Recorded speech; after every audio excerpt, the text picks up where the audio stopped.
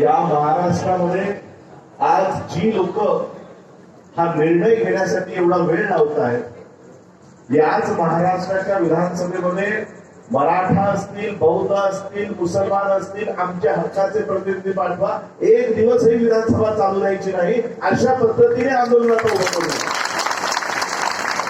जोपर्यंत मराठा आरक्षणाचा मुद्दा मार्गी लागत नाही, महाराष्ट्राचा एकही विधानसभेचा एकही दिवस, एकही सत्र तिथे चालू दिलं नाही पाहिजे, अशा पद्धतीचं माझं दादांना मागणी. तेही म्हणतात आपण करणार आहोत असं. पण आता खूप अंत बघितलेला आहे सरकारनं, आपला अंत बघितलाय. कोणाला याची साधीची दखली घ्यावीशी वाटत नाही. रोज त्यांचे प्रचार टीव्हीला बघत असतात, ते त्यांच्या प्रचारामध्ये व्यस्त झालेले आहे. इथे एवढा मोठा समुदाय, ज्या समुदायाने महाराष्ट्र निर्माण झालेला आहे, आज एवढा मोठा समुदाय रस्त्यावर असताना त्यांना याची साधी दखली घ्यावीशी वाटत नाही. मी माझ्या वतीनं हे स्टेटमेंट देतोय, देवेंद्र फडणवीसांनाही देतोय आणि या महाराष्ट्राच्या सरकारलाही देतोय. जरांगे दादांना जर काही झालं, एकाही मंत्र्याला, एकाही उमेदवाराला आम्ही महाराष्ट्रात फिरू देणार नाही.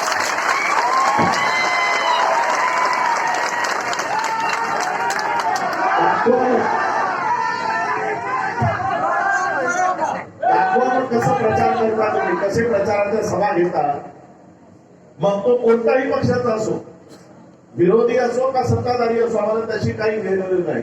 जोपर्यंत तुम्ही हा प्रश्न मार्गी लावत नाही, तोपर्यंत एकालाही प्रचार सभेला फिरकू देणार नाही. अशा पद्धतीने संपूर्ण महाराष्ट्रात हे वादळ निर्माण होईल. एवढंच मी बाबासाहेब आंबेडकरांचा रक्ताचाच नाही तर विचारांचा वारस म्हणून मी हे जाहीर करतोय. अशा पद्धतीने आम्ही महाराष्ट्रामध्ये एकाही व्यक्तीला फिरू देणार नाही. मग घ्या तुम्ही तुमच्या सभा. आम्हाला आमचा माणूस प्रिय आहे, आमचं जे आंदोलन आहे ते यशस्वी झालं पाहिजे. आणि माझं दादांनाही म्हणणं आहे, ही इंडियाच्या कातडीची लोक सत्तेमध्ये बसलेली आहेत, त्यांना तसलेही फरक पडणार नाहीये. आणि म्हणून यांना जशाच तसं उत्तर दिलं पाहिजे. लढाई जर विधानसभेची आहे तर विधानसभेमध्ये जाऊनच जाब विचारला पाहिजे. ते विधानसभेत बसले आणि आम्ही इथे रस्त्यावर उतरलो. लढाई बरोबरीची झाली पाहिजे आणि ती बरोबरीची लढाई आम्हाला येणाऱ्या काळात, हा काळ निघून गेला तर पुन्हा 5 वर्ष यांच्या मागे मागे मागे मागे फिरत राहा. बाबासाहेब आंबेडकरांनी या देशामध्ये प्रत्येकाला तो अधिकार दिलाय. तो अधिकार वापर करण्याची वेळ लवकरच येणार आहे आणि म्हणून तो अधिकार वापरत असताना आपण तिथे ठामपणे उभा राहिलं पाहिजे. जो मराठा आरक्षणाचा विरोध करेल त्याला घरातून बाहेर पडता येणार नाही, अशी आपल्याला महाराष्ट्रात माझं आत्ताही दादाला हेच मागणी. त्यांनी मी पाणी घ्या म्हटलं तर नकार दिला. मग मी म्हणालो की तुम्ही राजगादीचा एवढा मान ठेवता, बाबासाहेबांच्या परिवाराचा मान ठेवणार नाही म्हणून एकच घोट पाणी. आज यांच्या माध्यमातून, जरांगेंच्या माध्यमातून महाराष्ट्रातला खरा महाराष्ट्राचा अर्थ महान राष्ट्र होत नाही. महाराष्ट्र या शब्दाचा अर्थ बाबासाहेब आंबेडकरांनी कास्टेज इन इंडिया मध्ये दिला की या राज्यामध्ये 2 समुदाय मोठ्या प्रमाणात आढळले, महार आणि रठ्ठ. रठ्ठ म्हणजे आजचा मराठा. महार आणि मराठा या 2 समुदायांचा महाराष्ट्र आहे. आणि त्या महाराष्ट्राला छत्रपती शिवाजी महाराजांनी 18 पगड जातींना एकत्र करून तो महाराष्ट्र उभा केला. आणि बाबासाहेब आंबेडकरांनी त्याच रयतेचं राज्य संविधानातून निर्माण केलं.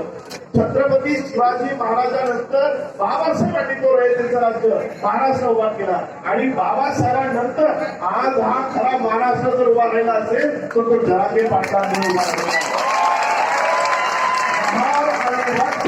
महार आणि मराठा आज एकत्र झालेले आहेत, ते केवळ जरांगे पाटलांमुळे झालेले आहेत. आणि म्हणून तो महाराष्ट्र आम्हाला येणाऱ्या काळामध्ये उभा करायचा आहे. त्या पद्धतीने मी दादाला विनंती करतोय की दादा, आंदोलन आपल्याला करायचंच आहे, मागे हटायचं नाहीये, पण स्वतःच्या शरीराची काळजी घेऊन आम्हाला हे आंदोलन करायचं. बस मी एवढंच आजच्या प्रसंगी सांगेन. मी जाता जाता पुन्हा इशारा या महाराष्ट्राच्या विरोधी पक्षाला, सत्ताधारी पक्षाला, कारण विरोधी पक्ष केवळ त्यांचे पक्ष कसे फुटले, त्यांचे पक्षाची चिन्ह कसे केले, बस त्याच्यामध्येच व्यस्त आहे की आमचा पक्ष कसा फुटला, आमचा पक्ष कोणता खरा, याच्याच सामन्यामध्ये व्यस्त आहे. आणि सत्ताधारी तो त्याच्याच मस्तीमध्ये बसत आहे. म्हणून दोघांनाही आव्हान करत आहे की या मराठा आरक्षणाचा मुद्दा जर तुम्ही लावून धरला नाही आणि येणाऱ्या काही दिवसात जर याचा निर्णय दिला नाही, कुणालाही रस्त्यावर प्रचारासाठी फिरू देणार नाही. एवढंच त्याच्या प्रसंगी सांगतो आणि थांबतो. जय शिवराय, जय जिजाऊ, जय भीम.